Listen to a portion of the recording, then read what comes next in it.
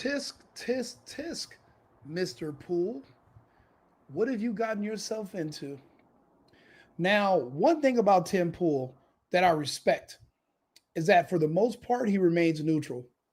He refers to himself as a milk toast fence sitter, but I don't believe that's his true character. I believe that he's protecting his business and his brand, knowing how fickle YouTube is with their moderation. But now there's another group that controls everything around him that he's finally starting to realize, and they're even more fickle and more sensitive than the YouTube gods. See, lately, Tim Pool has been effectively, in my opinion, insulting and shitting on Candace Owens for doing anything a responsible friend would do, which is if you are harmed or killed under suspicious circumstances, this friend will keep your name alive, will keep people asking questions, and will try to get to the bottom of what happened to you to protect your name and your legacy, but also to maybe protect others in the future. Why so many people feel it's their duty to come out and denounce her and call her evil for just asking questions about an extremely suspicious set of events, I have no idea. I have no clue. Tim Pool thought that he could do the same. He thought he could talk shit about Candace Owens, but now he is Candace Owens. Tim doesn't know this yet, but he's on the outs. Tim is actually now Nick Fuentes, and he doesn't know it. That's how disloyal and sensitive this group is. You make one false step. Think about how many years Tucker Carlson spent defending Israel. Think about how many years Charlie Kirk spent defending Israel. And when Charlie Kirk sat up there with PBD and he said, it looks like, I'm going to be honest, it looks like they're doing an ethnic cleansing. What was it, 90 days later? He's gone.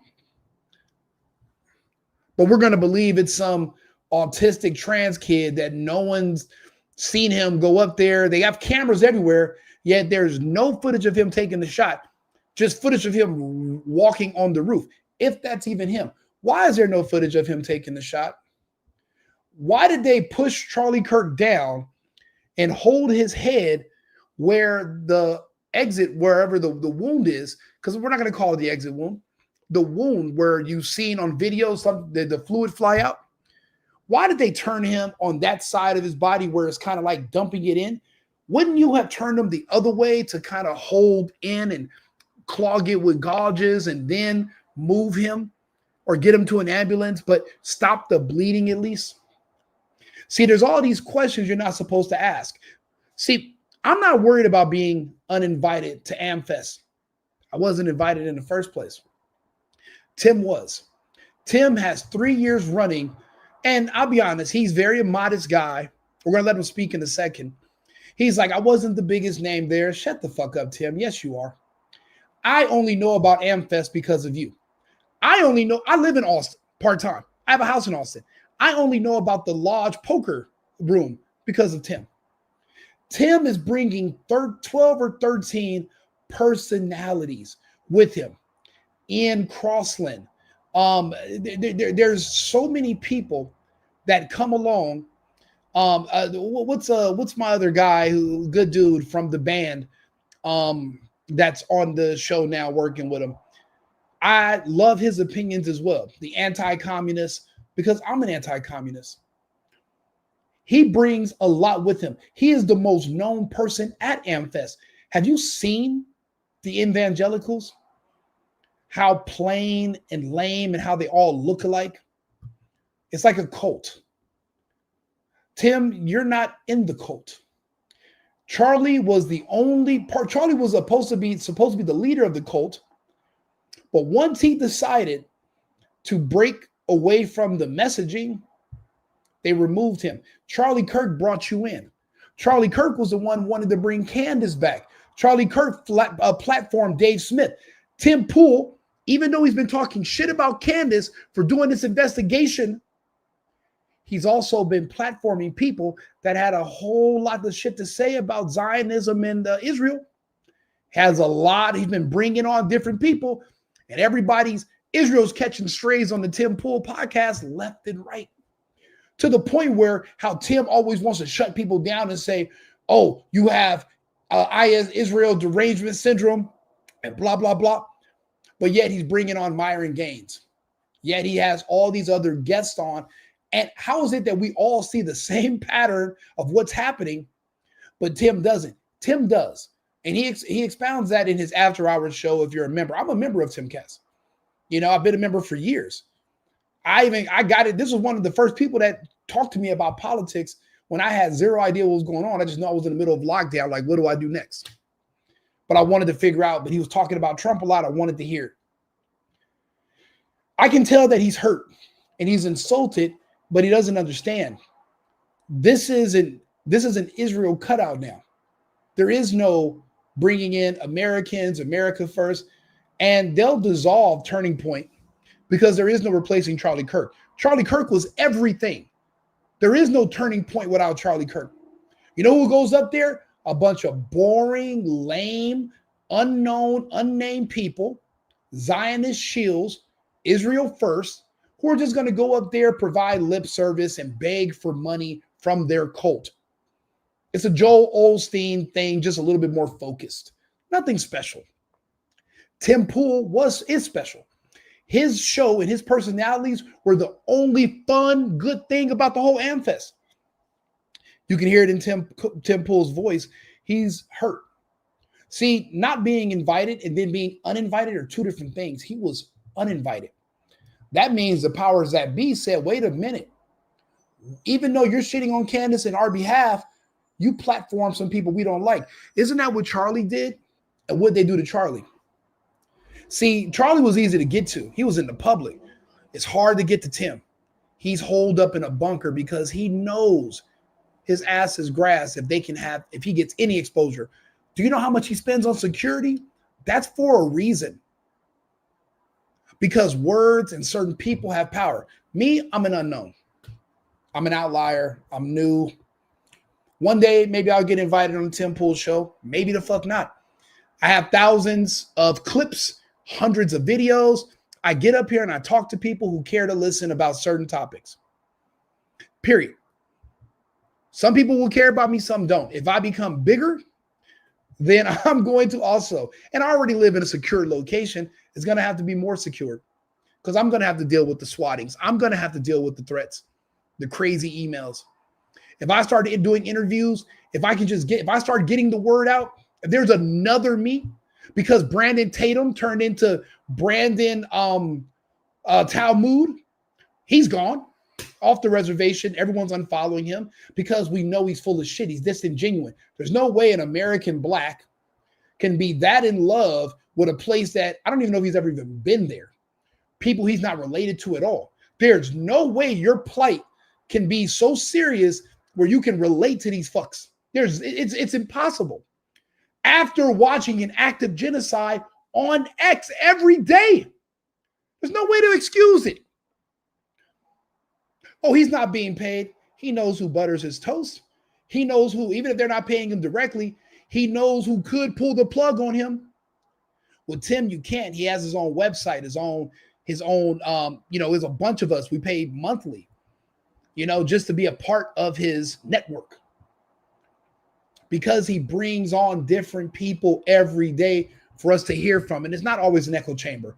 Sometimes they argue. He gets pissed off. But he reminds me of Kirk. He's like a walking index where he can reference things that other people, it takes him a while to pick up on. I have that gift when it comes to certain topics as well. That's why people like us, we're good at playing Jeopardy. Too good. But I wanted to do this because he did what he could to try to stay on their good side. It's never going to be good enough because one false move and they'll cut you off. Now he is going to be persona non grata.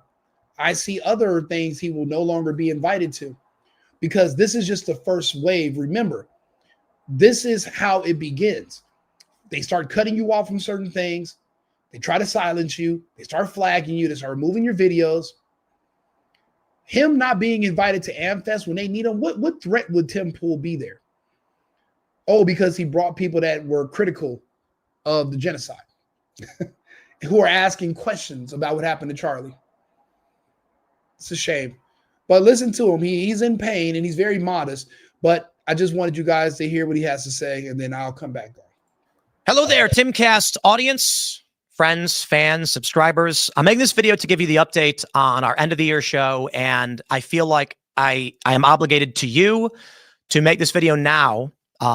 We will not be, Timcast IRL will not be at America Fest 2025 this year. It is with a heavy heart that I say this, but we were not invited.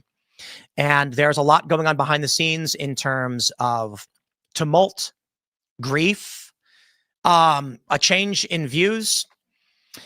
There's a lot to break down in why we were not invited.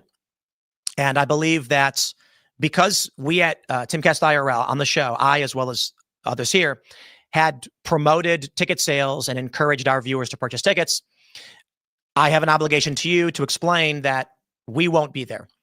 AmFest is way bigger than me. It's way bigger than this show, and they can do whatever they want. I am a little... Lies.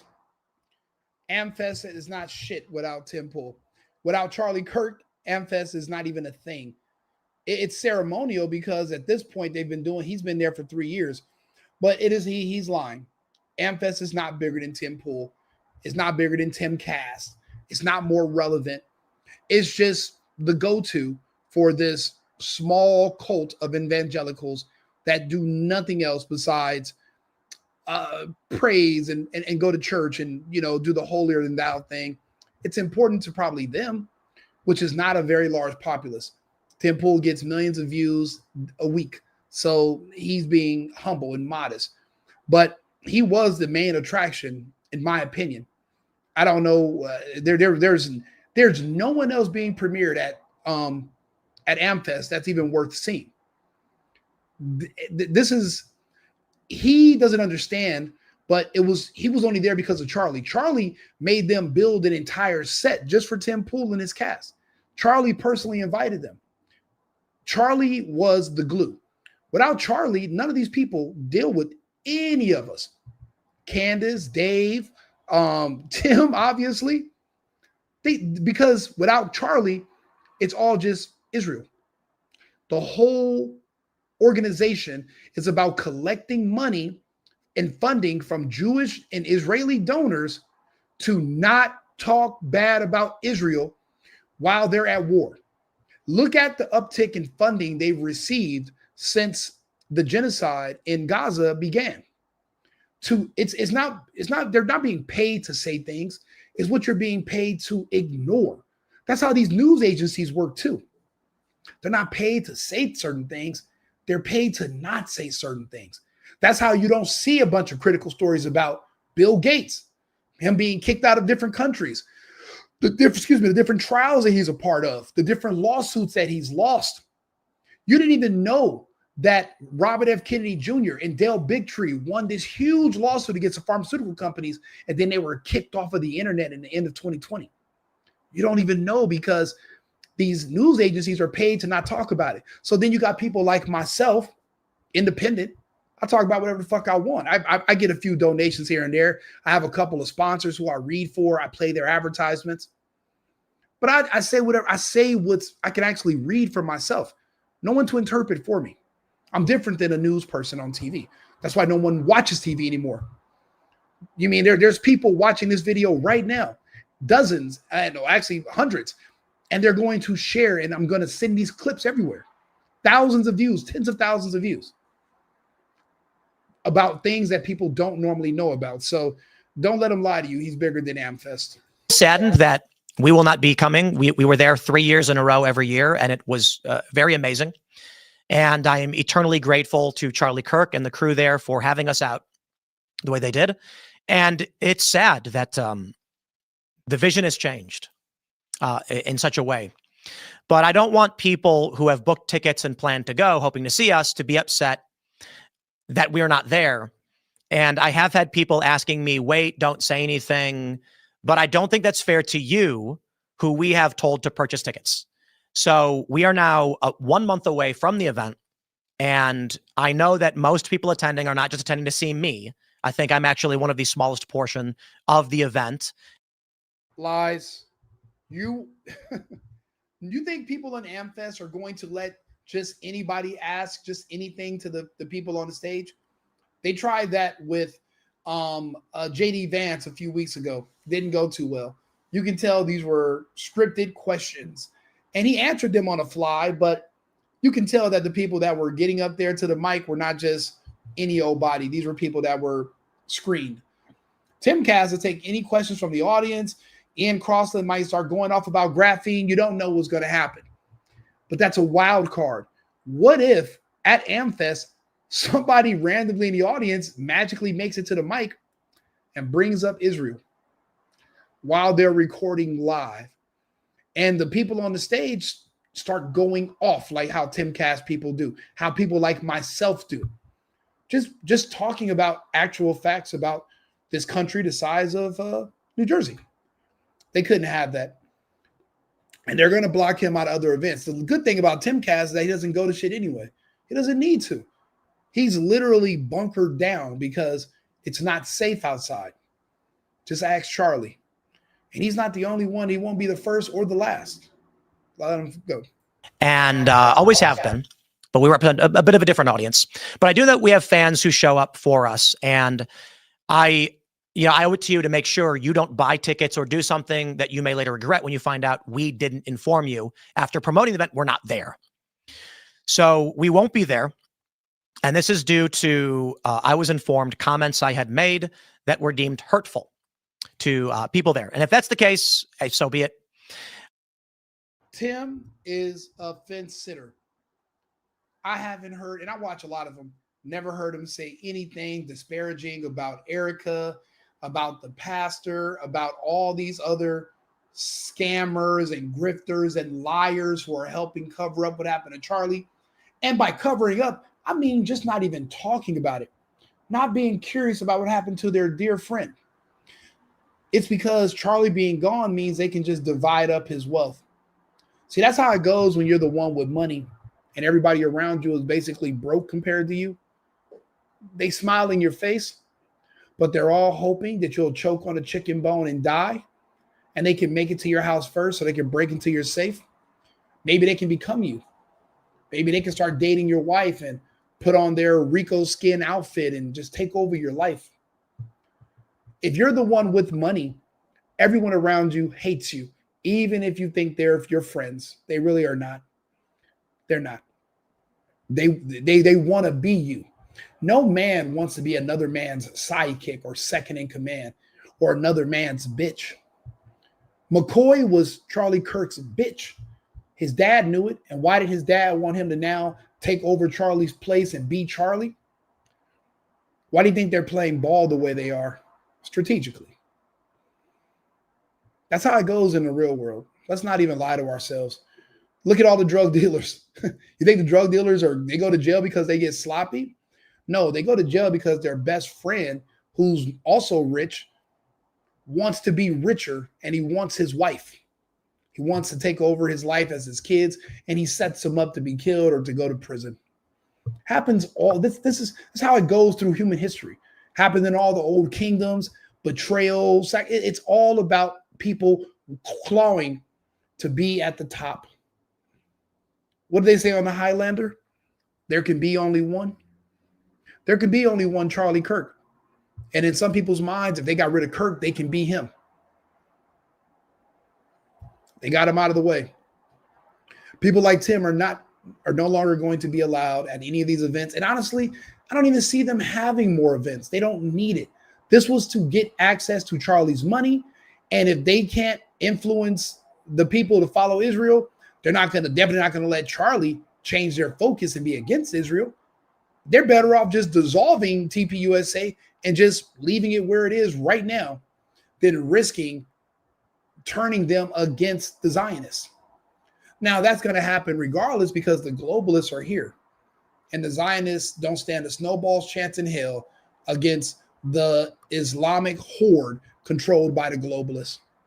They don't stand a chance. So, Tim, you're going to have to reshape your alliances, and you're going to have to be real with yourself going forward. The day of the Zionists are over. Kissing their ass is not going to save you anymore. I get it. I'm not one to pull my punches. I criticize those that I deem to be critical. I don't think I said anything that should have been considered hurtful or offensive, but it is what it is. I think the management structure has changed as such that we are not welcome. And we're now at the point where, although I'm going to give you the full transparency and explain everything that's going on, there certainly are people at the event who do want us there. The concern that I have is that if there is any function of, we don't like what Tim has to say, I'm not here to create an awkward circumstance or bring any hostility. And so it's better that I just give you the full transparent view of where I think we are. I also want to add that I have frustrations with the politicking that is currently going on, not just related to Turning Point, but behind the scenes with many prominent personalities and politicos and politicians. I believe that people are pulling their punches, refusing to speak out because of concerns of the current infighting and the potential that things could break apart. And it is unfortunate. But I do believe that the sooner we rip the Band-Aid off, we can get refocused and try and figure out what we can do. What he's returned to as far as the infighting is the TPUSA faith. It's Rob McCoy and his father. They wrote on WikiLeaks that Rob McCoy was supposed to succeed Charlie Kirk, and Charlie Kirk had wrote that in some secret documents that only they can see, and no one else has ever seen them. And what they're trying to do is make it so that if they put that Charlie and the McCoy were partners, and they both were the CEO and they both were lead, that any disbursement of the money would have to go through them as well. This is what we call a hostile takeover. Erica Kirk is only but one woman. The McCoys have a little bit more power than everyone else because they were more involved. But also, if everyone's keeping secrets, then nobody can talk and nobody can say no or go against the other, or all hell will break loose. So no one's going to say anything. The infighting is because of this is a takeover. Now it's trying to see where's the money going to land. And I'm talking about over 100 million or more that's in these accounts controlled by Kirk, and they're trying to figure out who's siphoning the money and where is it going to. The McCoys made their move first before the rest of the vultures came in. Just like anybody else. And you ever had a family? You ever had your grandmother pass away? And then all your aunts and uncles who never spoke to her or came to visit her, now they're showing up and laying claim to stuff, and they're trying to put their name on paperwork and say they were the only child. It's the same thing. Humans are pretty consistent across the board. The reason Erica Kirk is not getting too involved is because she's on to a new assignment. Erica Kirk's goal is to be one day Erica Kirk Vance, the First Lady of the United States. She has bigger fish to fry. If my calculations are correct, and what they're saying about Kash Patel's girlfriend is true, then that means that was the same. That's how Charlie met Erica. That's how a lot of these politicians met their significant others. They were sent to them. It wasn't natural. They didn't know each other from high school. These were relatively new people in their life that showed up once they started becoming more prominent. I explained that on one of my previous episodes, the whole honeypot situation. Can't sue me. I mean, for what? You want my Lacoste sweater? It's yours. There's a bunch of dog fur on it. When I say I'm doing my show in front of a live audience, it's my 3 dogs right here watching me and wondering why the hell I'm talking to a ring light. But if my calculations are correct, that's why Erica Kirk is moved on to bigger and better things. She has a new assignment. She's a soldier. Just the same way she moved on after the Romanian Angel scandal. It's the same way she moved on after what happened to Kirk. And I don't think she's going to drop Kirk's last name. I think she will hyphenate it. She will be Erica Kirk -Vance. One day. I've seen this episode before. I've seen how this movie plays out. What are they going to say about JD Vance's wife? What about her? Oh, well, she magically got sick. Turbo cancer. Took her out soon. Now bonded by grief.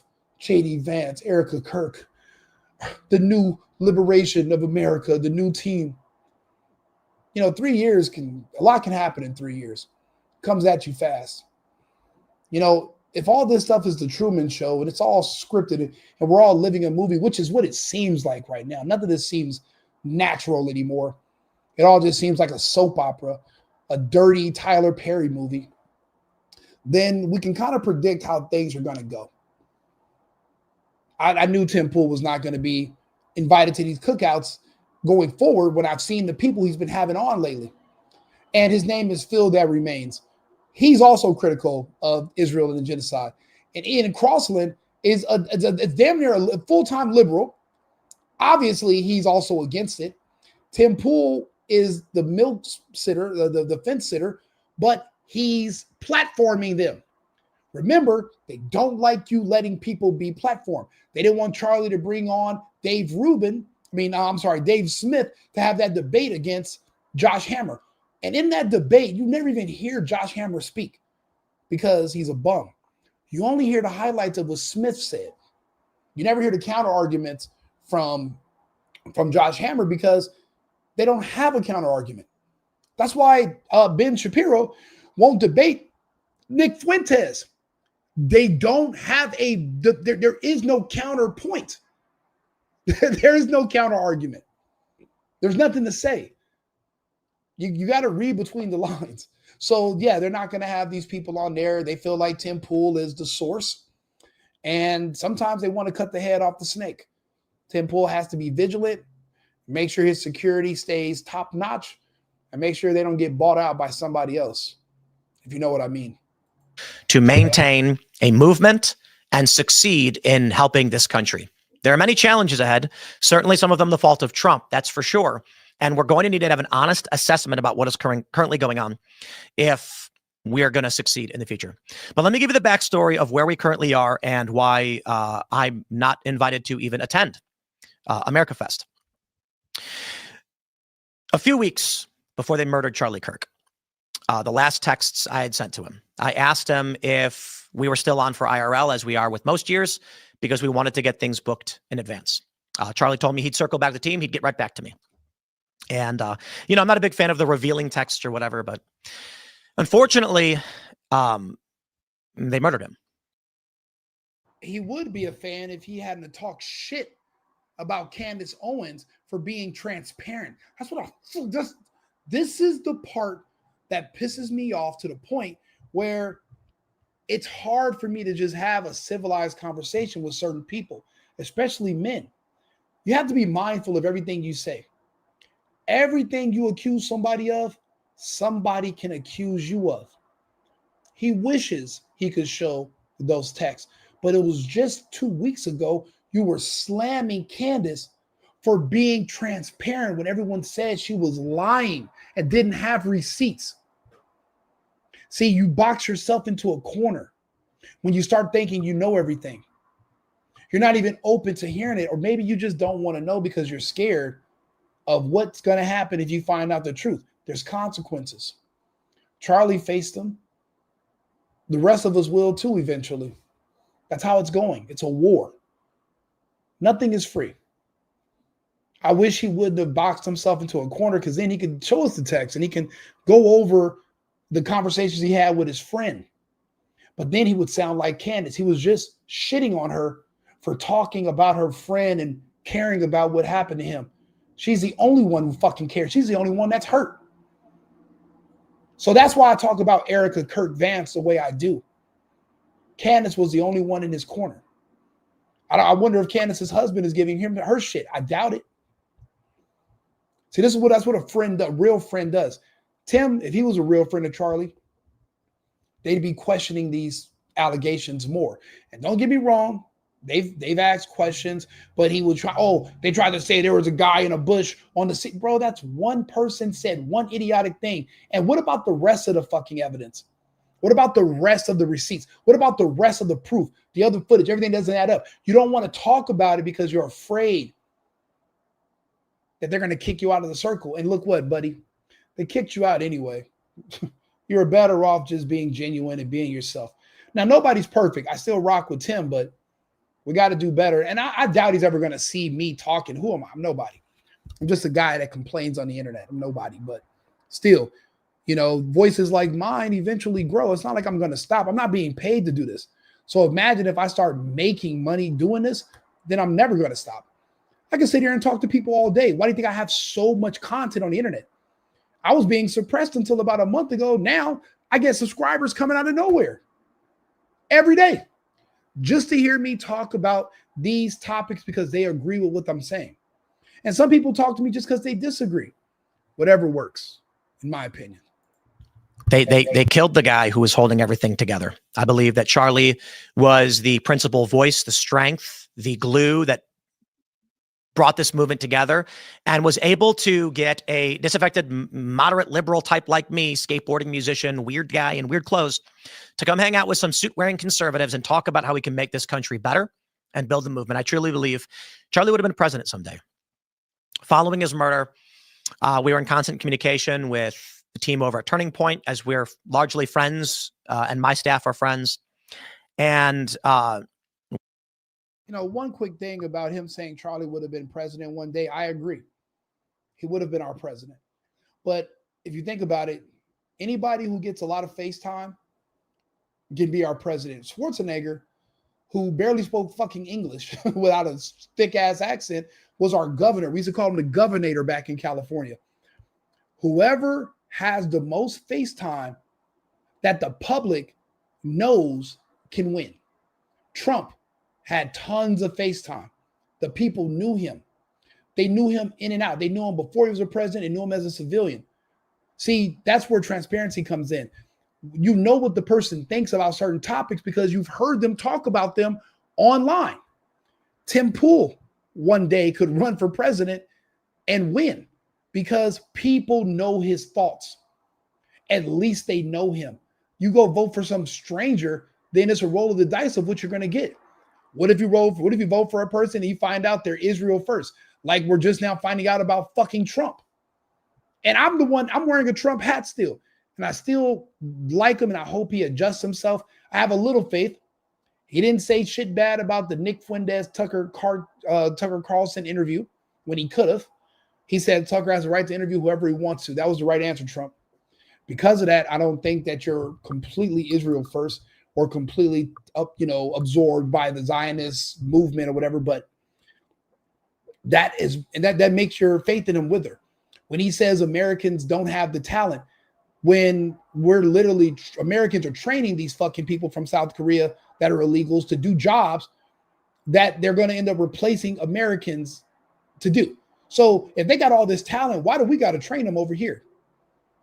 Obviously, they're not coming over here because they have more talent than us. They're coming over here because they're going to take less money than us, and that's going to be more profit for these companies that are funding your campaigns. And that, unfortunately, is not America first. It's just not, Trump. So you're going to have to get your shit together. But yeah, anybody who has a lot, think about it. Nick Fuentes one day could be president because we're watching him, right? We know what he thinks about every topic from every angle. One day, if I ran for office, I don't have to campaign. I just have to, if I was running for office, say I was running for city council or mayor or governor, but I'm an American, I can run for president. Say that obscure chances 30 years from now. Even though I have a background, I've been arrested, I've been through all kinds of shit. I'm a regular American. I'm not Barack Obama, never had a speeding ticket. No one remembers him except magically the guy that was there when he was born 50 years ago. And this weird birth certificate of live birth instead of a birth. I'm actual American, right? You know what I think about every topic, no matter what angle it comes from.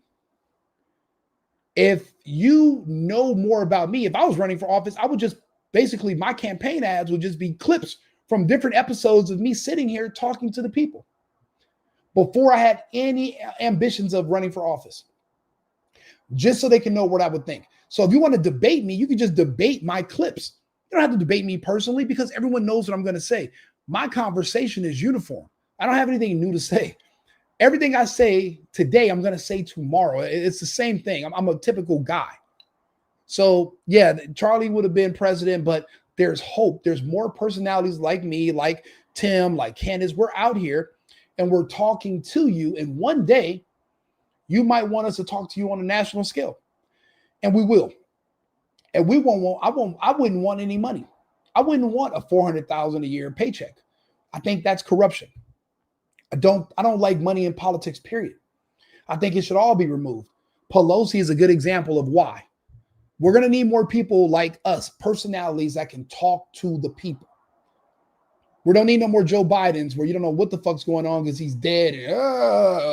You believe me? All this other weird dead man shit. We don't need that. We need more people that are going to interact with you, hear what you have to say, talk to you, and just have conversations. But we're not going to sit out in public and make ourselves vulnerable because that's being too trusting of the powers that be. That's where that was Charlie's only one blind spot. Let's get back to Tim. We wanted to wait to be graceful and understanding in the grief. So we didn't press. I'm sorry. Like and subscribe. Share the video. The Single Boyfriend on YouTube or Right Wing Rico on YouTube. Please like the video. Help me get into the algorithm. I don't know what I'm doing. I just heard a lot of people say this. So like, subscribe, and share it so I can be in the algorithm. I don't even know if that means. I don't know if it's true, but I'm just saying it because everybody else says it on YouTube. I'm new, but I do this every day for you guys. If you follow me, I'll keep you entertained and I'll keep you talking about different topics every day. I'll try my best. You don't have to send me any money or anything. Just follow, subscribe. That's enough. The issue. However, in the past month or so, we did communicate with them about what are the plans for AmericaFest as we do it every year. And initially we were told nothing has changed and the plan is as usual. And we said, sounds good. That's when we began to promote ticket sales. Again, I'm not trying to make it seem like we're principally responsible for them selling out or anything to that matter, just that we're a small component that will no longer be involved. Considering the fact that we did promote it, I want to make sure I'm being as transparent as possible. In the first year that we were invited to Turning Point, I was a bit, I've described this story before, reluctant to do so in that it's very, very difficult. And it is asking a lot of anybody for us to try and bring us out. We have a crew of about 13 that comes with us. Seriously, we have to build a studio. We have to integrate with existing studios. We have to have coordination. There's PR and event coordination. There's a lot that goes into it. Not to mention me, my family. So we bring the crew with us. We don't need to bring literally everybody who I'm going to avoid saying names, but I think you know what I'm talking about. Style, the gumption. And he said, no, you're with me, brother. And I was like, wow, look at me. I mean, Timcast is some little island off in the middle of nowhere. You know what I mean? To be invited to be a part of this big movement, I am eternally grateful for the honor to have been involved. Third year was even better. Memories, man. Ian falling off the stage, us sitting with Tucker Carlson. It really was something truly incredible. And that's why it hurts that we're not going to be there. So I've been informed that comments I had made on the Brian Callen and Brendan Schaub podcast were hurtful to some people at Turning Point USA. And for that, I would not be invited back. The comments in question were pertaining to the conspiracy theory that the highest levels of Turning Point, the executives, had intentionally murdered Charlie Kirk and that they were celebrating and they wanted to take over. This is the conspiracy theory. I do not believe that's true. I have encountered many people who have said to me that these individuals who I'm going to avoid saying names, but I think you know what I'm talking about. They're too happy. They're not grieving properly. They're celebrating. They're gloating about their viewership. And in response to this, as someone, as I consider these individuals to be friends, I had responded, and you guys can watch the podcast for yourself. Maybe, maybe I could have spoken better. I don't know. But the gist of my idea is, what they wanted him to do was go full Brandon Talmud and just go off the reservation, defending and going crazy for strangers from this country the size of New Jersey and just declare his unwilling loyalty to them on his knees and then to proceed to place said testicles into his esophagus. And there's a Star of David on those testicles. Tim Pool failed to do that. The testicles were only on his lips, which is why he badmouthed Candace. But this is a country that's very sensitive if you talk about them. The testicles must go in your esophagus, in between your trachea and your epiglottis. If it's an inch in either direction, you will be canceled. Brandon Tatum is a professional. He is not, but even if black ass Tatum makes one false accidental move, they're done with him too. So Tatum, who is basically, because, I'll be honest, his run as far as just doing police reaction videos and explaining to the public how the police are right, because now we all watch body cam footage, but this is pretty new. We all watch body cam footage now, but at one time, Brandon Tatum used to defend the police, which was highly unusual for somebody of his pigment. He's trying to expand and move into politics, but he understands who butters his toast. He's not neutral. So he's doing what he has to do. Tim is not. So because Tim is not behaving like Brandon Tatum is and coming to a full blitz to defend these people blindly, they feel like he is disloyal and he is no longer a part of the cult. He's out in the cold by himself on the island he says that they're already on, which is fine. He has his own circle, but this is dangerous territory for somebody of his size, just in my opinion. I believe it is absurd to assume or to imply that individuals at Turning Point murdered their best friend or husband, whatever the implication may be, because Charlie was the man who built this thing up. Then don't fucking say it. See, they know he knows what he's doing. To say, I don't believe in the conspiracy theory about, them, this, you're literally putting it out there. What if a lot of us are just sitting here like, I don't know what the theory is. And then Tim Pool with his national platform, his worldwide platform, tells you the conspiracy. But I don't believe it, but let me just tell you what it is. You're platforming it. You're putting it out there. Like, I know what you're doing. You know what you're doing. We've all been children before. You're like, no, I'm not cursing. I'm just telling you what you told me not to say. Like the Papa John guy. Remember, I'm not saying I'm not saying that. I'm just telling you what I told them not to say. But you're still saying it. Not saying he shouldn't have been able to say this American freedom of speech, but it's you're still talking about it. So you're giving it light. You're keeping it alive, which is good, Tim. I'm glad you're telling people that that's what the theory is, because people are going to look into it. That theory that you're talking about there, what people are saying, this theory about the wife and the people that, all I know is the people from Turning Point got a whole lot of money to divide up between each other now that Charlie's gone. Everyone was watching the bank. Charlie was the only one just out there in the forefront. Charlie was the face and everything. I didn't even know Turning Point had an organization. I never heard of none of these people until Charlie died. Nobody had. No one even knew his wife's name. She wasn't involved because that's not her assignment. Her assignment was to be his handler. She did that. Candace is not the kind of person that you can silence. So they sent Erica to separate Charlie and Candace, who likely would have already married. Charlie was deeply in love with Candace. He's the one that admitted Candace friend-zoned him. He was in love with her. And she's a good woman to be in love with. Could you have imagined the force that could have been Charlie Kirk and Candace Owens? But then again, them against Israel, they would have done way more damage before they could have, I don't know, made a plane crash or a helicopter go down with them in it. I mean, it would have. That's why they had to separate the two. And now look at Candace, the biggest podcast in the world. And you got the likes of Steven Crowder coming at her. And he does a video today. Oh, she's saying I'm a deep state. Man, bro, she doesn't even have to say that. You're working on behalf of these people for free. But you need clicks. He's an insecure man who's insecure about his show. He always has been. He even had he had a big beef with the Daily Wire and what other creators, and he doesn't feel that the space can handle multiple people because he feels like we take away from one another. So anybody who's growing or who has prominence, Crowder comes after. Tim Pool's been very nice because him and Crowder are working on they have an agreement together on Rumble. So he has to be careful what he says about Crowder, but Crowder called Candace a cunt, and then Tim Pool started talking shit about her too. But now Tim Pool is in her shoes. They're both on the out. Now they're the alternative right, or whatever you want to call us.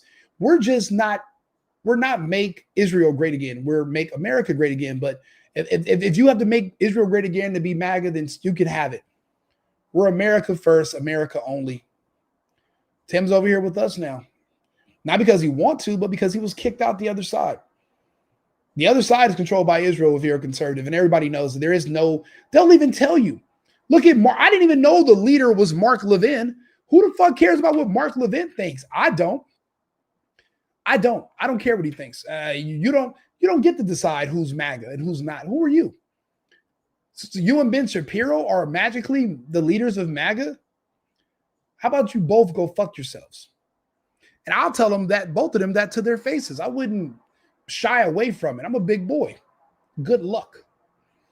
Things are going to have to change. But you can't just push people in and out of who are you to tell me I'm no longer a part of this? I built it. Tucker built MAGA. America first MAGA. Do you know how much we sacrificed to bring Trump into the presidency? I don't appreciate him turning on MTG. She's my favorite politician of all politicians. She was on Timcast before. I don't see him defending her enough. She's not wrong about anything, but it's fear.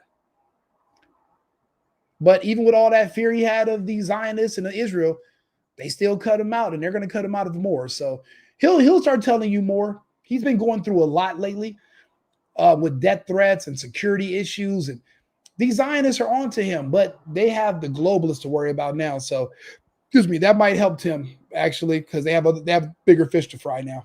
And made it all. And many people had great jobs, great salaries. Some even made lots of money.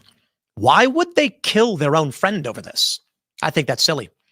And the reality is, behind the scenes, there are many people who fear Turning Point USA cannot survive without Charlie Kirk. It's not a secret. People inside the organization know this. Prominent personalities know this. And I will say, nobody really wants to say it. The point that I had made on the Callan and Schaub podcast was that they're trying to put on a strong face to say to the world, we will not be defeated. Terrorism will not stop us. And so they're displaying strength and trying to show that they're not going to be deterred. From this, there have been individuals who have then inferred or used it to say, aren't they acting weird? Shouldn't they be grieving? And then implying that potentially they're involved in some way. And so I think it's fair to say, I'm not involved with Turning Point. They're friends. But the truth is they are grieving. They do have fears. They do have worries, but they're showing strength for you. I was told that this was offensive, I guess, and it goes against the vision of what they're trying to portray. And for that, there was no intention to invite me back following my statements in this regard. Well, okay. Guys, no, I'm not going to get mad at anybody for not doing me a favor. It's not my party. I'm not an organizer. I'm not a donor. In fact, it was expensive for them to bring my show out there. I think the reality of this is maybe we don't see eye to eye and they don't like that I said that. And that's fair. Nobody has to just accept things that I say and be nice to me. I do think that a core element of this is, though, Charlie may not have liked everything about me. I don't know, but he was a good guy and he knew how to lead. I think ultimately, whatever Charlie thought of me, he saw value in the audience that watches my show. And I think it has to do with we are principally disaffected liberal types, creatives, former liberals. That no, Charlie was never a former liberal. But Tim, don't beat yourself up about it. You're on the outside. You're not this was not Charlie. This is the people that were under Charlie who are now in charge. These are the people that were telling Charlie not to bring you to AmFest for the last 3 years. But now that Charlie's not here to tell them to shut up and we're going to bring different people on, bringing you on was a problem anyway because you and your crew are wild cards. Phil that remains is a rock star. In Crossland is like some spaced out hippie guy that makes hella good points, okay? And you bring on different people and you guys talk. That's not allowed because in general conversations, when this one topic is accidentally brought up and people start telling their reviews, you spark ideas in the minds of others. Just like when you were telling people the conspiracy theory was talking about, you're sparking ideas. They don't want you to do that. They want everybody to be in a cult and repeat after them. Now, as Americans, we're not good at that. I know I'm not. I say whatever the hell I want to say. I will ask whatever I want to ask. Who the hell are you to tell me how to speak? You can't. Who are you to tell me who I can interview and who I can speak to? I'll talk to whoever I want to talk to. I don't care who they are. It could be somebody from the Klans. It could be not. I want to know what all these different people think. I want to hear what they have to say. I want to hear their side of it. But they don't want you to platform them because it will spark ideas. And maybe you might figure out you have more in common with them than the people that are telling you not to talk to them who control what you think. They control what you see. Right now, AmFest is going to control what their audience hears by blocking Tim and his crew from being there. How is that healthy for the debate? It's not about healthy debate. It's about control. What did Morpheus say? There's a war for your mind, and I never believed it. But if we are in the Matrix and this is a simulation, then all of this just makes sense. If space is fake and everything is just, and we are in the image of God and God's right there, we're actually special. We're not just, obscure grains of sand in a cosmic beach where we're just nothing. If we're actually unique and special, then yes, all of this matters. Everything we say, everything we do, it counts. We inspire others. We create movements. We can make change. But they have to knock down the ones that are in the front first. You know, Tim's internalizing this. It's nothing to do with Tim and just nothing to do with you and Charlie, dude. This is the people that didn't like you already. The same people that told him, wait a minute, you're going to bring Candace. See, they weren't as threatened by you as they are by Candace. But look at the difference a month can make. Now, do you see the difference between you, Tim, and Candace? Candace has the same kind of balls that those Zionists are trying to put on your epiglottis, okay? That's the kind of balls Candace has. But also, Charlie was her real friend. You guys were work buddies at best, you know? Did you cry about Charlie? No. Did she? She hasn't stopped. Don't compare. You know, that's why there's really no comparison. You're not, but you are next to her, though. You're no better than her or Nick or Tucker. So you better learn who your alliances are. You better learn who your real friends are. You better get with them because there's strength in numbers. Welcome to the, what is this? What is this? Welcome to the revolution. That's what this is. We're revolting. Have found more in common with the conservative movement, and thus we bring a message, much like libertarians, to the conservative side. We bring a certain percentage that will help the conservative side win, and I want them to. I agree they should. I wish we had more political competition, but that seems to be not the vision, at least right now. Or perhaps it's just they don't operate in the same capacity that Charlie did, willing to be more amicable to other individuals. If they don't like what I have to say, then again, I am owed nothing. I owe them nothing. They owe me nothing. Now, initially, when I went to Phoenix, we did Timcast IRL for a week at the Turning Point Studios. I joined the Charlie Kirk Show, and we even fused Timcast IRL with Thought Crime, which was Charlie's nightly show with Czech Posobiec. We did it all together, and I thought everything was going pretty well. And I had asked the team there if the plan, was going to stay the same. They said, yes, the plan will stay the same. And I said, okay, sounds good. They did express to me, it's hard to do Timcast IRL. It's expensive. It's rough. And we want you there. My reaction was, listen, over the past several months, we have been I understand since Charlie was killed, we haven't, we didn't immediately just say, hey, what's going on? But we have been polite in our messages saying we're really hoping to get the scheduling information because Christmas is coming up. And it's always every year we need to figure out what we're doing with family, how we're booking travel. Is it going to be covered by Turning Point or otherwise? And we are constantly just being told, we'll let you know. By the way, I will be streaming live on Thanksgiving Day. My ex-girlfriend's coming over and making turkey burgers. We're doing a Friendsgiving, but I will be streaming live. We will still be talking about different topics and just hanging out together. We're all friends here, right? So do me a favor, subscribe to the YouTube, follow me on X, follow me on Instagram, whatever, the single boyfriend, pretty much across the board. And hang in there with us. Now you have somebody to hang out with on Thanksgiving if you don't know anyone else.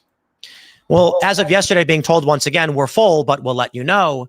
I talked with my team and I said, I think we have to make a decision. And after talking about it, we said, if the response was they didn't want us there, then I don't think we should put any pressure on them to have us there. It's not my party, and I don't want to be a part of something that, at the very least, is not unanimous. Tim, buddy, old pal, you're going to have to learn to deal with rejection now. You've been on a run, an epic run since 2020. Before 2020, you were basically a show like my show. And you were able to boost yourself into a position of prominence. You have different shows, and you're not just only politics. That's your bread and butter with your nightly show, which is amazing. The fact that you can do it 5 days a week. Most people don't have that discipline. I know I'd be one to take days off if I could, but I'm growing the discipline. But you're going to have to learn how to deal with rejection better. There will be more rejection. They're not going to. Right now, the Zionists are kicking and screaming because they're being dealt with. They're dying out. There won't be a Shapiro and a Netanyahu pretty soon. And we're going to have a whole new enemy to fight. I just don't know how that war is going to look because, we're fighting globalists and technocrats and, techno-communists, which is different than the Zionists. We're going to be dealing with the trans. We're not going to be dealing with the LGBT no more. There will be a thing in the past. So the rejection is something you're going to have to get used to. And typically, like people like myself, when we get rejected, we just start up our own thing that we own and control. That way, nobody can reject us. We can't be fired from something that we own ourselves. Don't depend on anybody else. He should have made Timfest 20. As soon as they told him to go fuck himself, he should have announced there's going to be Timfest 2025 on the exact same day. The same way Turning Point wants to do a Christian Super Bowl show because Bad Bunny, which I don't think Bad Bunny was a good pick because the audience doesn't speak Spanish and all of his songs are in Spanish. But the same way they're going to do a competing show, Tim could have made his own AmFest. He has the numbers. You don't need these fake friends and these false people who, and let's be honest, the people who get mad at you when you lie or do they get mad at you when you tell the truth? There's something there. You're hitting on the right things. Those people were involved in what happened to Charlie. Even if they weren't physically involved, their silence is compliance. If you know something, but you're not speaking out, that's the same thing. I watched an interview that his security guard, one of the security guards, man, that dude, how are you a security guard, cool as fuck with guns, wearing shades, but in this interview, you're shaking like a leaf. Why are you not calm? Why are your hands so fidgety? It's because you're not telling the truth and you're scared. Not scared that someone's going to find out. You're scared that the people who are telling you what to say might think you're a liability. And if they could do that to your boss, who you should have been loyal to, well, then you're lunch meat, pal. You're alien food. So that's what I mean by you got to know who your alliances are. And I know if I was disinvited to something, I would literally just throw my own. I don't care if there's 10 people there. It's better than me having to kiss somebody else's ass to bring me somewhere. Never do that. Right now people are watching you sweat. They're watching you be sad and they're watching you be rejected like a prom date. Bro, you got to get over that. Kirk is gone. These people didn't like you to begin with. They were never your friends. The only one who even dealt with you when you showed up was Kirk. It wasn't a bunch of his friends. You never had Josh Hammer on your show. They never liked you. You were always a risk. They didn't control you. You're not in their pocket. Kirk was. And then as soon as he turned down the money, it wasn't in their pocket no more. He's with the fishes, you know. There's a consequence. Luckily, Tim hasn't had to pay that consequence yet. A lot of us haven't. You don't see Candace Owens doing public speaking. For what? There's a target on her. There's a target on anybody who's speaking about the truth. All we have to do now is just wait. The globalists are coming in. The globalists are going to handle the heavy lifting. We just got to wait it out when it comes to dealing with these Zionists. We'll play a little bit more of Tim, but I don't like the groveling and I don't like the self-pity. I don't. In their decision of whether or not Timcast IRL should be a part of this. If there's anybody at the higher ups who said, we're not inviting you, Tim, then my response is like, bro, I'm not a party crasher. And far be it from me to make any phone call or tell you, you have to have me. I don't play that game. We certainly have a bunch of opportunities we're pursuing, and there's other things that we're going to be doing for our end of the year finale. I just think that, my conversation with some of these guys was all good things. All good things. I appreciate you all. Hundreds of people are now watching. Thank you. I'm going to clip all this up and share it. Like and subscribe.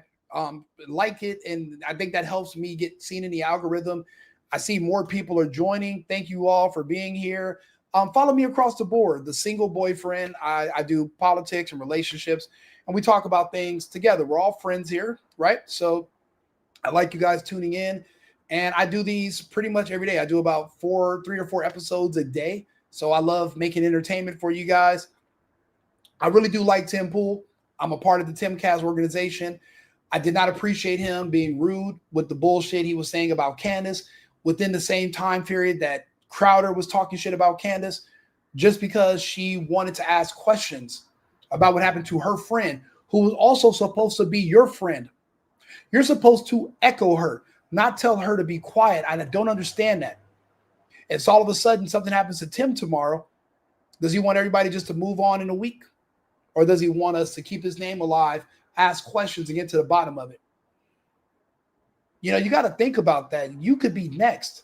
That's the whole purpose of us trying to figure out how it happened to Charlie, is because if we don't, then it's going to happen to someone else. Don't you want to stop it? Don't you want to know how to prevent it from happening again? Well, then ask more questions. These narratives that someone's an official story is somebody telling you what to think. You should be able to do your own individual research and investigation, and you and the official story should both come to the same conclusion. But if they're telling you to not look into it yourself and just trust what I'm saying, and that's where you get your conclusion from, then there is a problem. Whenever somebody doesn't want you to do your own, even your own experiment, they don't want you to do an experiment on your own. They're going to just give you the results and tell you what's going to happen. Don't go figure it out for you. You should be suspicious. That's a part of being an adult and being a human, especially as a man. You should want to be able to figure out where you're going and don't just take somebody's word for it. You need to know that you have to be the leader of your group. You have to be able to figure out where are the dangers and what's safe. You have to know. Right now, there's danger all around us because of our speech. Isn't that something that's supposed to be protected by the First Amendment? But what is the First Amendment? It's a part of the Constitution. What's the Constitution? It's a piece of fucking paper. And the only strength the Constitution has lies within the men standing behind it with guns, willing to enforce it. That's the best we have. And if we don't have that, we don't have anything. So if you believe in the Constitution, it'll believe in you. You should not be trying to tell people, you shouldn't be telling people to not look into their friends, not to say certain things, that's not your place. You can turn it off, you can not listen, but to tell someone how to speak is ridiculous. And now it's happening to Tim. He's paying the price for his speech and he didn't even really say anything. It's not about what Tim said, it's about what other people he had on said. And he's internalizing it because he doesn't want to blame his friends, because he needs them to come back on the show. They're a big part of the entertainment. Watching him go back and forth with Milo and all these different guests, it's entertaining, but it's also educational. So he has to, he has to choose. Obviously, going to choose his cat. He's going to choose his team, but this is dangerous territory for Tim, and he shouldn't do any public events. He should stay in the house for a while. He should just stay in the studio, make content. But he's on the outs, and he's going to have to learn. Now he's out here with me. I'm out here with Nick. I'm out here with Candace. We literally all talk about a lot of the same stuff with the same critics of the same groups. And not a lot of people are willing to do it because they're worried about monetization. I've never been monetized, so I can't miss what I never had. Also, I have a business. I work already. I have my own money. I don't necessarily have to depend on ad revenue. I have a couple of sponsors who I greatly appreciate. Shout out to cosigning.com. Thank you guys. And thanks to my audience who have been supporting my sponsors. My sponsors are telling me they're getting more hits on their websites because people who watch my content go to them and they're like, hey, I seen you here. So thank you guys for supporting me. I appreciate it. One day, maybe I'll be sitting in Tim's shoes. Once upon a time, Tim quit. He said he was going to quit. And I'm not going to give you guys all the details if you weren't watching his show back then. I don't want to bring up old memories, but at one point in time, Tim Pool said he was going to quit, didn't show up for an episode. Ian was there. And, I always was thinking like, well, damn, if Tim leaves, well, who am I going to watch? And then I had to realize that why don't I become the person that I want to watch? Because there's a big space. If he leaves, there's going to be a big vacuum. Well, then who's going to fill up that gap? And I was like, okay, well, then maybe I should start making content and talking to people. Why not? Because one day, if he's not here, someone's going to have to fill those shoes. There's going to be a vacuum. There's not a ton. There's not 1,000 Tim Pools. There's not 1,000 Charlie Kirks. These are one-offs. So it's very rare that another person is going to come in, fill that gap, talk to people, make the content, and be there to create for people to come watch. And hopefully I'll be able to fill some of those shoes one day. Right now, there's no need for the single boyfriend. For Rico Limbaugh, Rush Limbaugh, Rico Limbaugh. That's why I like that. I love the last names. That's where Rico Limbaugh comes from. I'm a big Rush Limbaugh fan.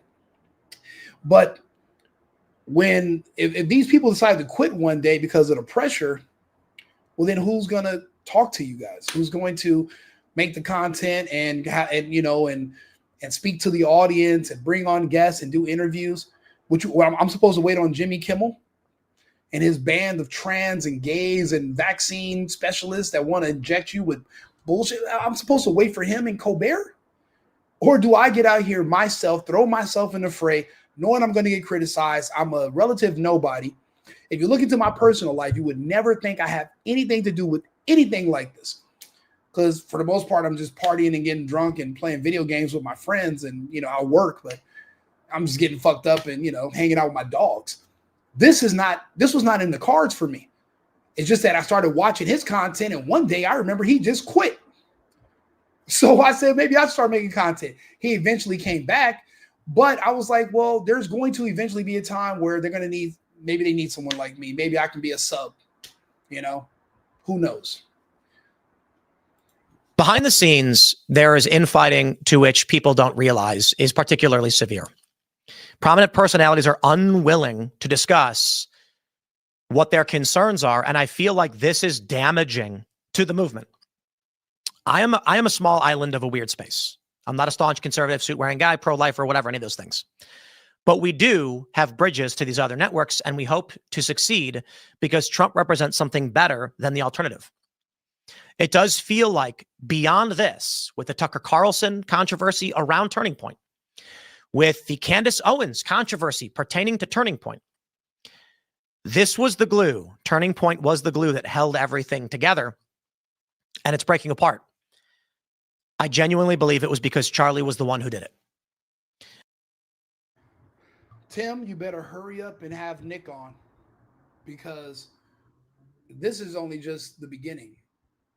You're going to be fighting every day, and remember, it's about who your friends are more than it's about who your enemies are. You need to get Fuentes on your show. You need his audience, and you need a coalition. Even Fuentes is promoting Candace, even though he had choice words for her. We're not all going to get along, but there is a greater good. because we know what happens if we lose. Then all this is for nothing anyway. We know what it looks like when there's a communist takeover, and we know what happens to dissidents. Prison is in our future. Prison for our words, not for our actions, but just for the fact that people listen to us. And that's where revolutions start from. That's where change comes from. These people that are going to be taking over, that are coming into power, well, the people that helped them get there are going to be their biggest threat because they know how to remove other people and put new people in power. So they got to get rid of them. That's why we have to succeed. It's life or death for us too, not just for people on the left. It's life or death for the right. Again, Tim's repeating a lot of the same stuff. We're going to fast forward a little bit. I believe that Charlie would text back everybody, just moderate like myself. Well, now the debate isn't so much what is Bud Light doing? What is Target doing? What is TLC or Disney doing? No, a lot of these programs have been crushed. It's harder to get donations. It's harder to sell the movement when you no longer have a grand enemy. The left still has their Trump, but it's not enough for the average person. Thus, debates form. Individuals on the right might say something like, we need to now focus on stopping the flow of money to foreign countries, Israel in particular, which is a big issue for Candace and Tucker, of course. But then there are individuals on the right who are very, very adamant that we continue to fund Israel. The fact that he would even dare say, even if he's saying that he's just being neutral about it, but to even mention stopping the funding to Israel, you put a you put a laser target on your own back, and your platform is way too big for you to take these kind of risks if you're scared. But if you're brave, speak your truth. But if you're scared, if you're gonna run, because the kind of heat that's on Candace, the kind of heat that's on Nick, the kind of heat that all of a sudden hit Charlie, it's gonna come for Tim too. And riding the fence isn't going to be an option anymore. You're going to have to pick a side, or you're going to have to get on the offense, or whatever side you pick, my brother. And thus, the rift begins. You now have anti-Zionist, pro-Zionist, anti-Semitic as a portion as well. America First, international globalist, John McCain-style neocon. All of these rifts start to emerge because we are not focused on a singular enemy. As the Democrats have largely been routed, Republicans won every facet. And here we sit asking ourselves, what is the next big move? Well, the next big move is the one big enemy that is an enemy to us all. And that is that one country that all of a sudden I can speak ill about on the internet without getting deleted and banned. That same country that's the size of New Jersey. That's the enemy of the American people. That's the enemy of the America First movement. That is make them great again. It's not make America great again. That's magically our president is indebted to him, and our Congress and our Senate are compromised by them. But it's crazy because the World Economic Forum said they've also penetrated our cabinets. This is a war between the World Economic Forum and the country of Israel. I hope you know that. It's a proxy war. There's foot soldiers or Islam. They fight on behalf of the globalists, and the pro-Palestine people are fighting. They're literally fighting on behalf of the globalists also. But the people on the ground, the Zionists, the BLM people, those are the foot soldiers for the Zionists. And we're watching these two groups clash every month for years now. It's a proxy war. The globalists are winning. In my opinion, they've already won. This war is over. And the Zionists are on their way out, and they're just kicking and screaming because they don't want to go. Ben Shapiro's losing his mind. The Daily Wire is going to go bankrupt. Netanyahu, if he's lucky, will just go to prison.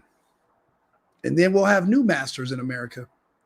We won't have the Zionist masters anymore. That's where we are. So that we do have an enemy. It's just that until the last, I would say, month or two, you've never been able to name the enemy directly without literally being banned on every single platform. I know because I've been deplatformed. I lost my Facebook page that I had of 13 years with family photos and memories, and just nuked from orbit. My Instagram pages, my YouTube channels where I had millions of views on old videos. As soon as I started asking questions about that injection and the imaginary sickness, and so I started asking questions about ventilators and who even knows how to properly calibrate them. Oh yeah, they nuked the hell out of me. I would use Hiroshima and Nagasaki, but according to my data, those were only firebombed. So I don't even know if nukes even exist. So I guess I was Dresden firebombed on my social media platforms, just for even asking questions about that one particular place the size of Jersey, you know? So we do have an enemy, Tim. Everyone just has to be on the same page as far as going against them. And I think Tim's going to have to join too. He's let me look at that smirk on his face. He's hurt. He's disheartened. He feels, I mean, everybody's not good at taking rejection. You would think men get used to it, but as far as relationships, we get used to it dealing with women. But on a professional level, when you've been good to certain people, rejection hurts. It hurts. But that's what makes us become independent and play by our own rules. We run by the beat of our own drum. This is going to make him stronger. But it's going to now make him just not give a shit anymore about playing nice with that country the size of Israel, who he's going to figure out those are the ones who had him kicked out of AmFest, period. The moderate conservative types, more likely neoconservative, are in favor of Trump's H-1Bs. The America First anti-interventionists, a part of this coalition, are very much opposed to H-1Bs. By the way, I'm opposed to H-1Bs. Fuck H-1Bs. And to hell with Trump's comment about we don't have the talent here. We are 300 million Americans with robust skills and the capacity to learn anything. Not all of us. A lot of us are autistic due to damage from childhood vaccines. Brain swelling prevents certain people from even learning or being able to process complex data. That's why listening to a podcast like mine would give them a headache. They don't have the attention span. But that's only 13% of the American population. The rest of us can process data. You can train us to build anything. We were building things before we were outsourcing things. So I reject Trump's idea that we need H-1B visas because we don't have the talent. When you say you're America first, you have to be Americans first. That is downwind from that. It's a natural progression. But when I say America first, I also mean America only, not 80% America, 20% we bring in foreigners. We don't need that. I'm glad we got rid of all those CDL drivers in California. I have friends in California that are telling me that they are getting job offers to drive big rigs, 2 or 3, where the rate is 2 or 3 times higher than normal because they need to replace all those foreigners who barely spoke English and couldn't even read our signs on the highways. They got to replace them. People keep thinking, oh, if we don't have illegals, no one's going to do the work. Shut the fuck up. You never even gave us a chance to turn down the work. How do you know we won't work in the fields and pick grapes and cotton? You never offered us a goddamn job to go do it. We've had illegals here working in the fields since the 70s. We don't even know as Americans, we don't even know to look for these jobs. I'm from California. I never even knew you could get a job at a McDonald's or a Subway as a teenager. Every time I walked into one, there were 40-year-old Hispanics with 5 kids working jobs that I'm supposed to be able to work as a kid during the summer. They're trying to support a whole family working these jobs.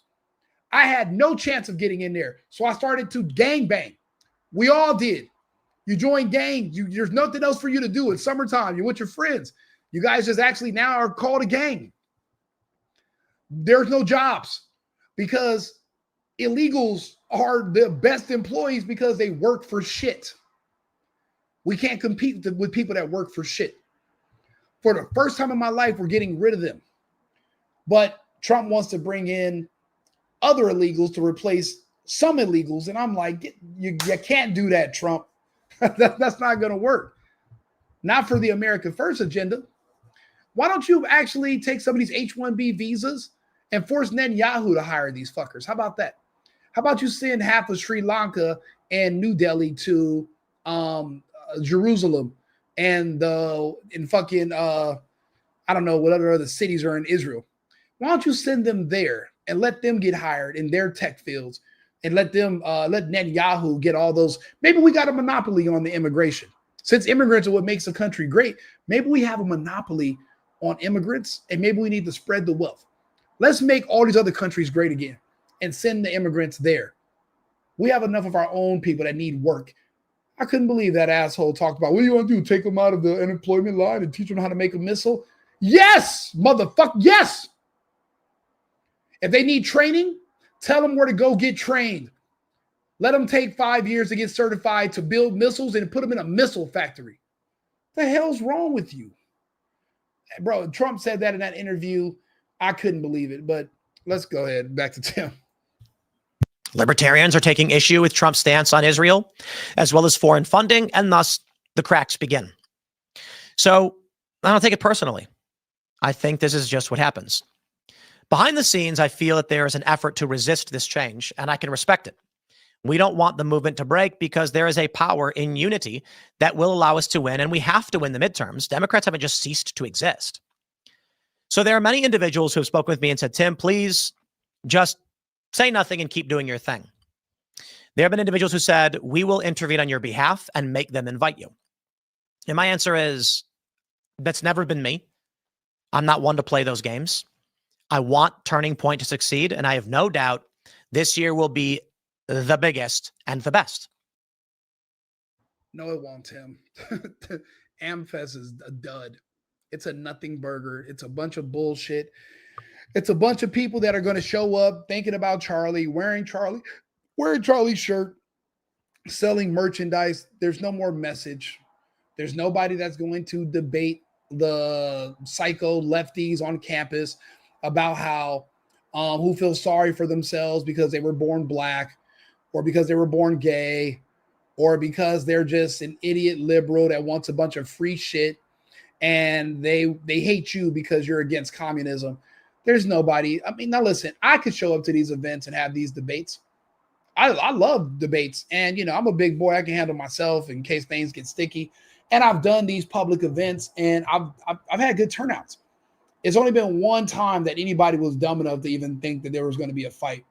And he regretted it. And afterwards, when he woke up, he apologized to me. And he should have. He owed me an apology. But I don't mind going to these schools and doing these events. But unless you got somebody that can do that, there is no more Turning Point. This AmFest is just a waste of time because you're already speaking to your choir. You're not converting. See, that's the thing. When you do these events, do you really want to go to an echo chamber, or do you want to go somewhere where there are people who've literally never heard what you have to say that might want to rethink some of their stances and listen to some more and actually come back to you? You don't need to just talk to people that are already on your side. You need to talk to people who are open to listening. New people who were already confused. I'm watching a Charlie Kirk interview. I'm watching Charlie Kirk on campuses today, and he was talking to certain women that at first they were so happy about their abortion, and then these women broke down because he explained to them the miracle of life and how special these women are to God and how life is a blessing, and so are children. He's speaking to these women, completely changed them from being pro-death liberals to never wanting to harm another human life and wanting to be a better person and actually reevaluating themselves. It takes charisma to do that, but Charlie Kirk he had charisma because he believed in what he was saying. That's how he really felt. He wasn't just saying it to say it. He believed it. He lived it. So it's a big difference. And that's who you want to talk to, people who you can bring over, not people that are already. You go to AmFest, those are all the same. It's an echo chamber. No matter what you get up there, you can go up there and get on the mic and say, one fish, two fish, red fish, blue fish, and they're all going to repeat after you like sea lions. There's no questions. No one's going to say anything. No one's going to counter you. You want new people. So you're going to have to do outreach. I'll do it. I'm sitting here talking. I'm reading the comments. I'm trying to keep up with them. I've never had this many comments, or maybe I just didn't know how to check them.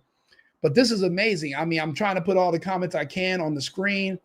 I don't know how to use StreamYard comments, but I'm going to read them and I'm going to, respond.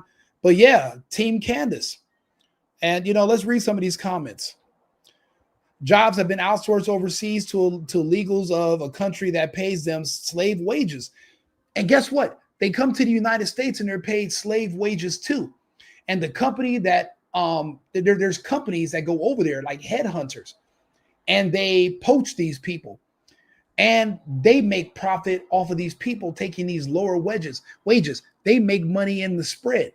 Don't get me wrong, the company is still saving money from having to pay American workers, but there's just so many people making money off of slavery.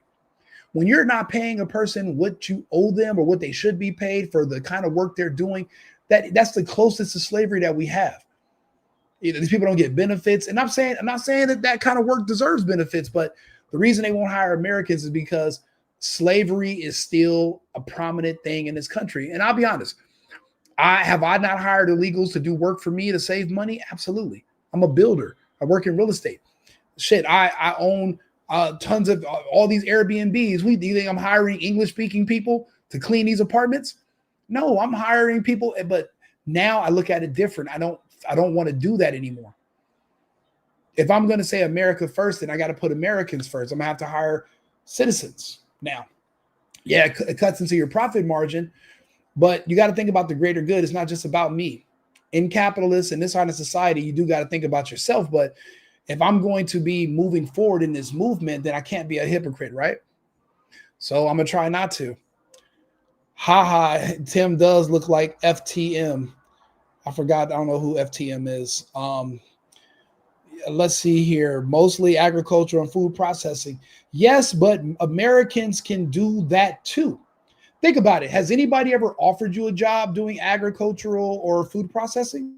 No, because there's always a supply of illegals. You've never had to even offer American talent. I'll be honest. I had a black friend of mine stop at a cotton field in Arizona, and he actually on video started picking cotton. And you know what he said? He said, "This isn't that bad. That means there's hope for us. There's hope for Americans in those fields. If you're going to pay people money to go out and do work, they will work. Nobody wants to be poor. They just took the opportunities away from us and then told us we didn't want it. It's like, how do you know? You never even offered it to me." So that's why we don't want the Zionists, and we really don't want Trump giving away our money to these foreigners and offering them our opportunities and making excuses for it, pretending that we're just too stupid. If he would have told us that on the campaign trail, I'm not saying that would have made me vote for a fucking drunk Indian chick cosplaying as some kind of soul sister, but I would have been a little bit more critical, and I would have asked more questions. I would have brought up more questions about, well, how do you really feel about the American talent pool in the United States? And I think going forward, I mean, Elon Musk and Vivek Ramaswamy, they think we're idiots. A lot of us are, but think about it. People come to America to go to school. So obviously we can't be that bad. We can't be that bad if they're coming here to get educated. Let's see here. If Tim had balls, he would show us his ball. I'll be honest with you. I've never seen that man without that beanie. So, yeah. I mean, people think I wear this MAGA hat because I don't have a hairline. Bro, I'm Cuban. I have braids. But I'm like, maybe if I'm going to start doing more shows and doing events, maybe I shouldn't even wear braids. I'll probably just go back to wearing my hair curly like I normally do. But yeah, I don't know what's underneath that beanie. I don't think he's a cone head, but I've never seen him without it. He's never shown up without that beanie. So I don't know. I don't know. He's pretty consistent with that. But yeah, I mean, thank you. Printing of currency is how they enslaved all the U.S. citizens. Yeah. Our slavery began in 1913 with the creation of the Federal Reserve, and we are all enslaved to them. People don't know the Federal Reserve is not federal at all. Actually, our country borrows money from the Federal Reserve, which is actually unconstitutional, yet everyone's paid to just shut the fuck up. So no one ever brings it up or makes it an option to ask questions. And you can run on abolishing the Fed, but you better not try it. They said that's one of the fatal mistakes Kennedy made. Also, besides the denying Israel the permission to build a bomb, and they didn't like that.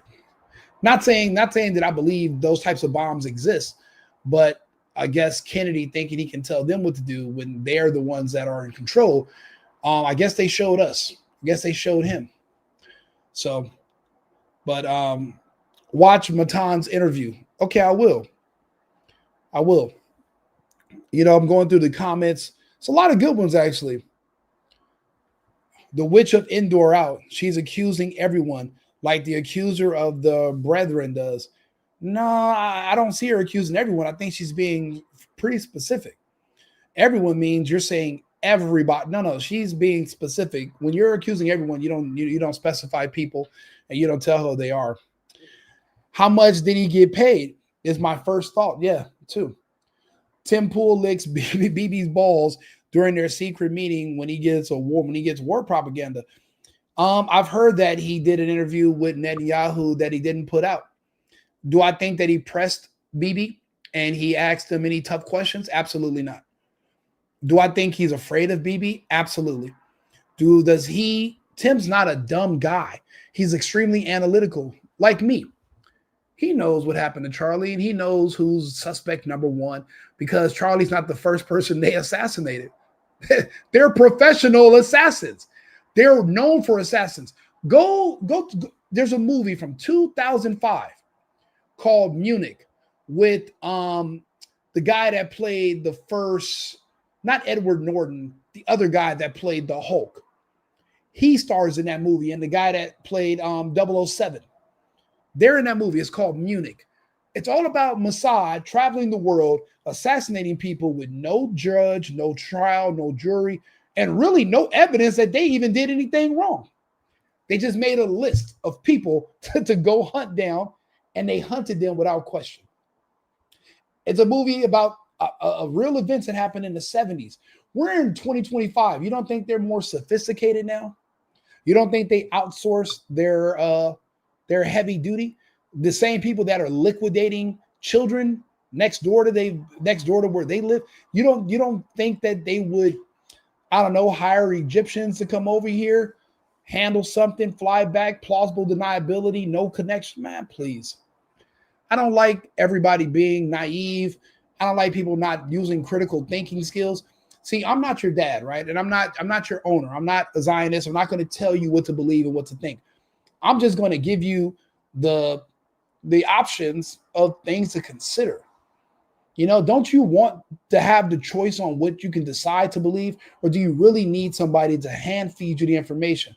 The problem is you got to look at who's holding the spoon and then who's controlling them. You got to ask. These are all questions that must be asked.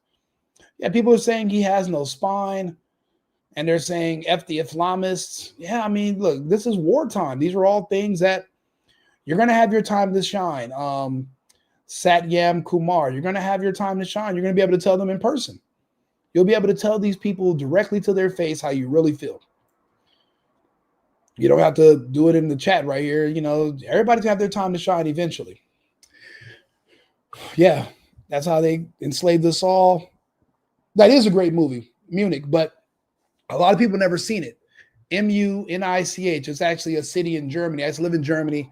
I've been to Munich once. I didn't hang out there. I was actually on the train on my way back to Frankfurt. But there was an Olympic ceremony there. They took some Israeli, the PLA, the Palestinian Liberation Army, took Israeli hostages. I think they died. And after this, they went on a manhunt all over the world, allegedly hunting down Palestinian people that organized the entire thing. But no one even knows if they had anything to do with it. There's no evidence for anything. There was no trial. There was just a list with a bunch of names on it. So what if you just don't like somebody and you just happen to have a pin in your name? You're like, hey, what's that? Everyone looks and you just write down the name of somebody you don't like. You put the pin down like, oh, man, it must have went away. And now there's somebody you don't like on the list. So you can just go around hunting people down, liquidating them, and there's no accountability at all. And this is what that country has been known for doing for, man, since its inception. Maybe even prior. Maybe prior to 48 as well. It's not like they're going to tell us. But, I mean, until now, they never had anything to fear. So, I mean, I guess they could have. Is the spoon, the fork, and the knife, all war powers come from contract to maintain postal routes. I see your point. And the United States is a servicing organization description, while the United States is the name of an individual corporation entity. Yeah. You know, I appreciate all the feedback and all the comments. Please like and subscribe, share the video. I do appreciate interacting with you all. I'm going to keep this under 2 hours so I can slice up this video and share it. We'll play a couple more minutes of Tim, but he's hurt, you know. But let me find some other good parts of his video. And if I'm not invited because of how leadership views things, then, you know, hey, look, man, as I've always said, I really have no problem living in a van down by the river. I'll waste my thoughts and energy on those other people. Now, as for Turning Point, perhaps they view it as my comments were a betrayal of them. And that's fine. They can think what they want to think. The movement needs those who are going to champion foreign investment and foreign intervention.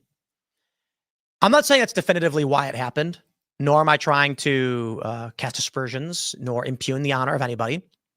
But I think one of the principal rifts right now is that young people do not care about our involvement in these foreign countries. They want to know how they're going to buy a house and have a family. But I believe if you're going to change this, you need an organization that reaches students that's going to advocate for a worldview that sees it the other way. And so maybe. I mean, let's look. In the past, we were able to own homes and have jobs because of American dominance. But when you keep feeling like you're just so strong and you're so powerful and we need to help out others, then if you want to give up your American dominance, well, then there's consequences for that. You will no longer be at the top. So the luxuries you enjoyed that were yours because other people took it by force, you're going to have to forfeit. You want to be weak. You want to be complacent. You want to be nice. You want to be, you know, equitable with people who from other countries that you don't know. Well, that's going to cost you because the equity is going to have to come out of your pocket. You're either going to be an exceptional American or you're going to be at the bottom. But when you're at the bottom, you can't complain about not being able to do anything anymore. That's what you're asking for. You're asking to be on the bottom. You don't believe in American exceptionalism. You resent it. And communists are always at the bottom. My family's from Cuba. We're the scum at the bottom. The ones who enjoy communism, who stayed in Cuba and didn't leave because we wanted to suck the teat of the government forever and get our government cheese and our mayonnaise and our rice and our little bit of 18 ounces of meat every week so that we can, you know, stretch that out between a family of four. And we make our little, $28 a month at little jobs.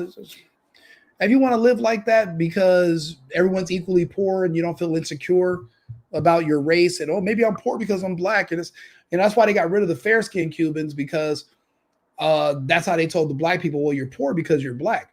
We get rid of these fair-skinned, we get rid of the white people, then you won't be poor anymore. Magically, the white people are gone and you're still fucking poor because you're an idiot. They finesse. Do you think what's happening in America is new? They told us the same thing in Cuba.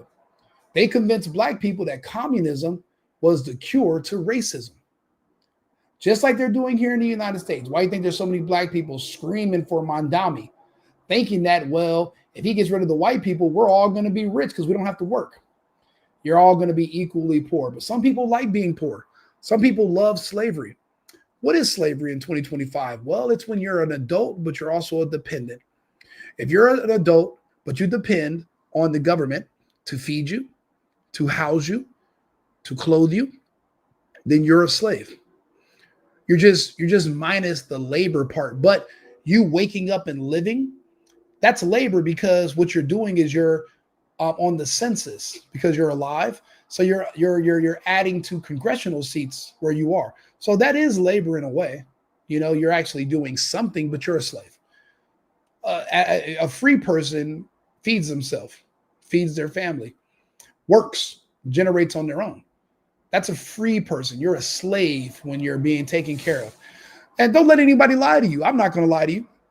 Some people like slavery. I told people, I propose we build compounds called plantations where people who don't want to work can just go live, and we'll give them free food, 3 meals a day, limited food though. And you don't have to pay to sleep there. We'll put bunks like a prison, but it's open. You can walk around and just hang out. We'll give you minimal work to do, low skill work to do for a few hours a day. And you can just live there for free indefinitely. And we'll call them plantations. People always want to reject the things I'm saying. You don't understand. Slavery is a part of the human dynamic. Humans, masters and slaves, have been a part of the human dynamic since the beginning of history. People don't like the word, but they love the concept. They love to have somebody tell them what to do. Shit, what's a marriage? Your husband's supposed to be your master and tell you what to do. You're supposed to say, yes, sir, be a support structure. Traditionally, that's how things work. So, let's just be honest with ourselves. Anyway, like and subscribe, share the video. We've heard a lot of what Tim said. He's repeated himself for a while now, but now he sees how Candace became Candace because he was just shitting on her himself, and now he's in her shoes. So now he knows how it feels, and hopefully he'll change some of his rhetoric and realign some of his views. It's good talking to you guys. The Single Boyfriend across all platforms. Follow me. I appreciate it. Share the video. I'll be back in about an hour after I go to dinner. I got a couple other topics. We're going to make fun of John Oliver for being a fucking idiot. And I don't even know why he's telling Americans how to be when his people in his country are being arrested for tweets.